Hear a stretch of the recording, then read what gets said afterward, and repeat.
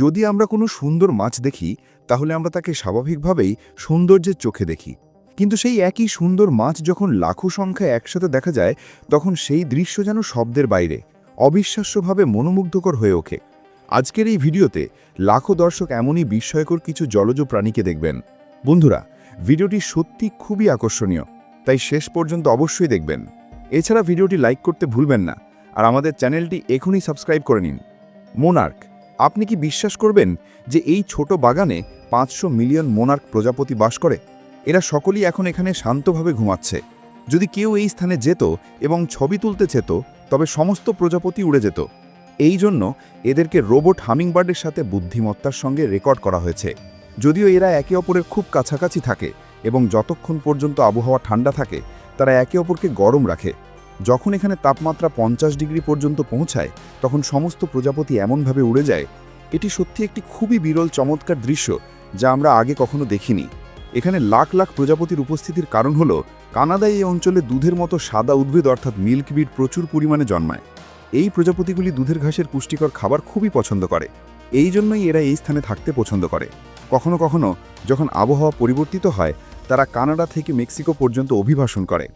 Stingray, এই দৃশ্য কেবল দেখলেই চমৎপ্রদ মনে হয়। আর এতগুলো মাছ একসাথে কেন চলেছে? এখানে আমরা যে মাছগুলো দেখছি তাদের নাম স্টিংরে। সত্যি বলতে এটি একটি বিষাক্ত মাছ, দেখতে যত সুন্দর ততই বিপজ্জনক। যদিও এই মাছগুলো প্রতি বছর লাখো সংখ্যায় একসাথে অভিবাসন করে, এর পেছনে বেশ কিছু কারণ আছে। সমুদ্রের তাপমাত্রার যে কোনো পরিবর্তন থেকে রক্ষা পাওয়ার জন্য তারা শার্ক বা অন্যান্য শিকারী থেকে বাঁচতে এই ধরনের পদক্ষেপ নেয়। এরা এমন স্থানেও যায় যেখানে তাদের খাবার প্রাচুর্য রয়েছে। সন্তান জন্মদানের জন্য তারা কম তাপমাত্রার অঞ্চলের দিকে অভিবাসন করে। এই মাছগুলো মেক্সিকোর ইউকাতান উপকূল থেকে মার্কিন যুক্তরাষ্ট্রের উপকূল পর্যন্ত ভ্রমণ করে। ঠিক একইভাবে ক্যারিবিয়ান সাগর থেকে মেক্সিকোর উপসাগর পর্যন্ত লাখো মাছ একসাথে চলাচল করে, যা আমাদের চোখে খুবই সুন্দর দেখায়। ওয়ালরাস, এই ওয়ালরাসের জীবন যা দেখতে বড় এবং শক্তিশালী মনে হয় তা বাস্তবে অনেক কঠিন। এরা প্রধানত আলাস্কার বেরিং সাগর ও চুকচি সাগরের উপকূলীয় অঞ্চলে পাওয়া যায়। এই স্থানে প্রায় 2,50,000 ওয়ালরাস বাস করে। যদিও এরা উপকূলীয় এলাকায় থাকে, বিশ্রামের জন্য তারা সবসময় উপযুক্ত স্থান খুঁজে নেয় বা নিকটবর্তী উঁচু পাহাড়ে উঠে বিশ্রাম নেয়। কিন্তু কখনো কখনো যখন তারা সমুদ্রে ফিরে যেতে চায় ঠিকভাবে নামতে পারে না, ফলে তারা অনেক উঁচু থেকে পড়ে মারাত্মকভাবে মারা যায়। কখনো কখনো এমন পরিস্থিতিতে এদের বাঁচার চেষ্টা করতে গিয়ে আবারও প্রাণহানি ঘটে। এই অঞ্চলে মেরিন ম্যামাল প্রোটেকশন অ্যাক্ট 1972 অনুযায়ী স্থানীয় উপজাতিগুলিকে ওয়ালরাস শিকার করা এবং খাবার অনুমতি দেওয়া হয়েছে। ফলে এই উপজাতির মানুষরা কখনো কখনো ওয়ালরাসকে শিকার করে মেরে খায়। এছাড়া তারা জীবিকা নির্বাহের জন্য এদের চামড়া, হাড় এবং এমনকি চর্বিও ব্যবহার করে। ডগস, এই স্থানে 1000-টিরও বেশি কুকুর বাস করে। এখানে কুকুরগুলো আনা হয় তাদের মালিক দ্বারা পরিত্যক্ত কুকুর, হারিয়ে যাওয়া কুকুর, স্বাস্থ্যের কারণে মৃত্যুর মুখে থাকা কুকুর এবং রাস্তার ওপর থাকা কুকুরদেরকে। এই স্থানে 1000-টিরও বেশি কুকুরের যত্ন নেওয়া হয়। কোস্টারিকায় অনেক কুকুর খাবারের অভাবে রাস্তায় মারা যায়। তাদের কষ্ট সহ্য করতে না পেরে এই সমস্ত কুকুরকে এখানে আনা হয়েছে এবং একটি আশ্রয়স্থল তৈরি করা হয়েছে, যেখানে তারা তাদের খুব যত্ন সহকারে দেখাশোনা করা হয়। প্রতিদিন এই কুকুরদের 15 ব্যাগ খাবার খাওয়ানো হয়, আর যারা এখনও সম্পূর্ণ সুস্থ নয় তাদের চিকিৎসা করা হয়। এই সমস্ত কুকুর 900 একরের এই আশ্রয়স্থলে স্বাধীনভাবে ঘুরে বেড়ায় এবং খুব খুশি মনে থাকে। টার্টেলস, ভারতে একসাথে 7 লাখেরও বেশি কচ্ছপকে দেখে অনেকেই বিস্মিত হয়েছেন। প্রথমে তারা ভয় পেয়েছিলেন যে যদি সব কচ্ছপ একসাথে সমুদ্রে থেকে বেরিয়ে আসে তবে সমুদ্রে বড় ধরনের বিপর্যয় ঘটবে। কিন্তু সত্যি হলো এই কচ্ছপগুলো হাজারো কিলোমিটার ভ্রমণ করে সমুদ্র পার হয়ে এখানে ডিম পাড়ার জন্য আসে। বিশেষ করে ফেব্রুয়ারি থেকে এপ্রিলের মধ্যেই ঘটনা ঘটে, যাকে মাসাই বা বৃহৎ পরিসরে তটে আগমন বলা হয়। এই ঘটনা মূলত ভারতের ওড়িশার উপকূলীয় অঞ্চলে ঘটে। বিশেষ করে গহিরমাথা, ঋষিকুলবা ইত্যাদি উপকূলীয় এলাকায় লাখ লাখ কচ্ছপ একসাথে আসে। এর কারণ হলো এই কচ্ছপগুলোর অভ্যাস অনুযায়ী তারা সেই জায়গায় ফিরে আসে যেখানে তারা জন্মেছে এবং সেখানেই ডিম পাড়ে। ঠিক এই কারণে প্রতি বছর লাখ লাখ কচ্ছপ এই এলাকায় আসে। র‍্যাটস, এই স্থানে একাই 25,000টি ইঁদুর বাস করে। সাধারণভাবে যদি আমাদের বাড়িতে একটি ইঁদুর ঢুকে যায় আমরা আর শান্তিতে বসে থাকি না যতক্ষণ তা চলে যায়।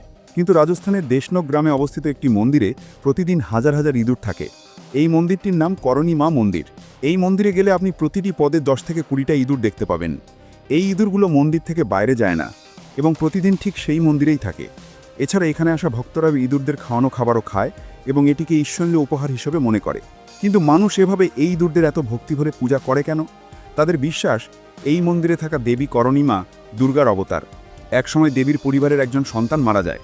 তখন দেবী যমরাজের কাছে তাকে পুনর্জীবিত করার প্রার্থনা করেন। যমরাজ যখন বলেন পুনর্জীবিত করা সম্ভব, দেবী কঠোর তপস্যা করেন এবং একটি আশীর্বাদ পান যে তাদের সকল বংশধর ইঁদুর হিসাবে পুনর্জন্ম নেবেন। সেই সময় থেকে স্থানীয়দের বিশ্বাস, এই মন্দিরের ইঁদুরগুলো তাদের ভক্তদের পুনর্জন্ম। তাই এই মন্দির ইঁদুরের মন্দির হিসাবে বিশ্বজুড়ে পরিচিত। এখানে সবাই ইঁদুরদের পূজা করে যেন তারা ঈশ্বরিক প্রাণী। যদি কেউ সেখানে সাদা ইঁদুর দেখে তাকে খুব ভাগ্যবান মনে করা হয়। মন্দিরে প্রবেশ করে প্রত্যেককে ধীরে ধীরে চলতে হয়, কারণ যদি কেউ ভুলবশত ইঁদুরদের উপর পা দেন তা বড় অপকার ধরা হয়। ক্যাটস, আমরা সাধারণত একসাথে 2 থেকে 3টি বিড়ালের দেখাশোনা করি। যদি সংখ্যা বেশি হয় তবে আমরা 10টি বিড়ালের দেখাশোনা করি। কিন্তু এই জায়গায় যেখানে ইচ্ছে করি সবসময় শুধু বিড়ালই চোখে পড়ে। জাপানের এই দ্বীপগুলো অর্থাৎ আওশিমা এবং তাশিরোজিমা বিশ্বব্যাপী ক্যাট দ্বীপ নামে পরিচিত। এই দ্বীপগুলোতে মানুষের তুলনায় বিড়ালের সংখ্যা বেশি।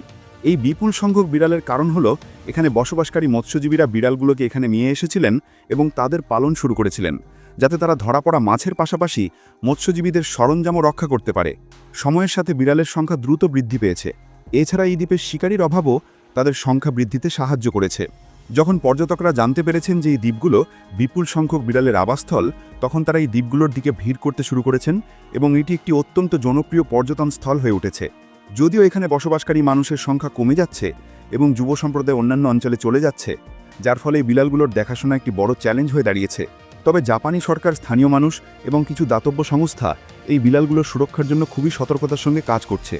স্নেকস, যদি এই পৃথিবীতে সাপদেরও একটি সাম্রাজ্য থাকে তাহলে নিশ্চিত বলা যায় যে সেটি এই দ্বীপে। এখানে আমরা প্রতিটি পদে শত শত সাপ দেখতে পাই।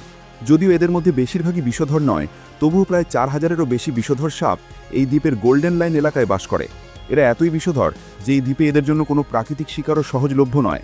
এরা প্রধানত পাখি এবং সরীসৃপ খেয়ে বেঁচে থাকে। এর কারণে এদের বিষ এত শক্তিশালী যে কেউ যদি কেটে ফেলে তাহলে সেই ব্যক্তি মাত্র 20 মিনিটের মধ্যে মারা যেতে পারে। এদের বিষ অত্যন্ত বিপজ্জনক। এই কারণে ব্রাজিল সরকার সাধারণ মানুষকে এই দ্বীপে প্রবেশ করতে নিষেধ করেছে। এখানে কেবল সায়েন্টিস্ট এবং গবেষকরাই প্রবেশ করতে পারেন।